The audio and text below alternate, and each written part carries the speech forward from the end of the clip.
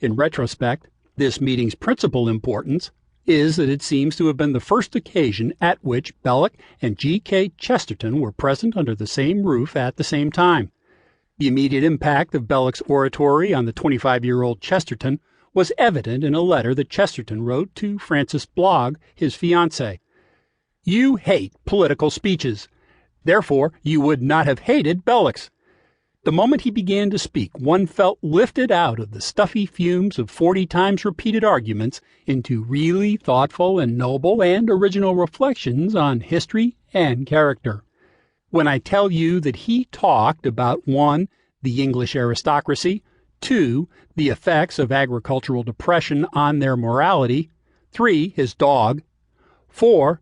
The Battle of Sadowa, 5. The Puritan Revolution in England, 6. The luxury of the Roman Antonines, 7. A particular friend of his who had, by an infamous job, received a political post he was utterly unfit for, 8. The comic papers of Australia, 9. The mortal sins of the Catholic Church.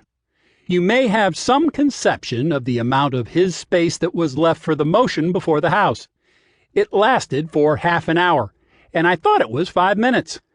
Chesterton was clearly bowled over by Belloc's performance, feeling the force of his words like a cavalry charge. He obviously detected, amid the medley of themes upon which Belloc had touched, the presence of a kindred spirit.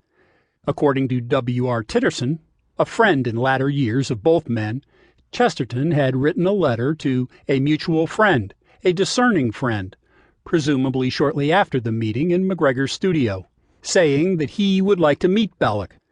An element of mystery surrounds the identity of this mutual friend. From the conflicting reports of Belloc's and Chesterton's first meeting, it is unclear whether they were introduced by E.C. Bentley or Lucian Oldershaw. Oldershaw claimed the distinction for himself and put its immense importance into perspective. "I lost Gilbert first when I introduced him to Belloc, next when he married Frances, and finally when he joined the Catholic Church. I rejoiced, though perhaps with a maternal sadness, at all these fulfillments." The most famous account of that fabled first meeting was given by Chesterton in his autobiography. He had arranged to meet Oldershaw in a little French restaurant in Soho, the Mont Blanc in Gerrard Street, one of the delightful little dens off Leicester Square, where in those days a man could get half a bottle of perfectly good red wine for 6 pence.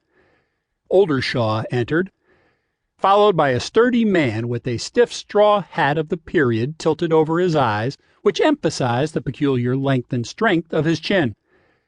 He had a high-shouldered way of wearing a coat, so that it looked like a heavy overcoat, and instantly reminded me of the pictures of Napoleon, and for some vague reason, especially of the pictures of Napoleon on horseback. But his eyes, not without anxiety, had that distant keenness that is seen in the eyes of sailors, and there was even something about his walk that has been even more compared to a sailor's roll. He sat down heavily on one of the benches and began to talk at once about some controversy or other. As Belloc went on talking, he, every now and then, volleyed out very provocative parentheses on the subject of religion.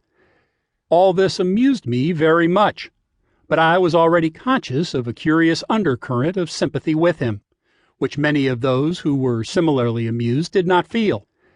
It was from that dingy little Soho cafe, as from a cave of witchcraft, that there emerged the quadrupled, the twiformed monster Mr. Shaw has nicknamed the Chester Belloc. A lesser-known account is given by Chesterton in his introduction to Hilaire Belloc, The Man and His Work, in which Belloc is described as arriving with his arms and pockets stuffed with French nationalist and French atheist newspapers. When I first met Belloc, he remarked to the friend who introduced us that he was in low spirits. His low spirits were and are much more uproarious and enlivening than anybody else's high spirits. He talked into the night and left behind in it a glowing track of good things. What he brought into our dream was his Roman appetite for reality and for reason and action, and when he came to the door there entered with him the smell of danger.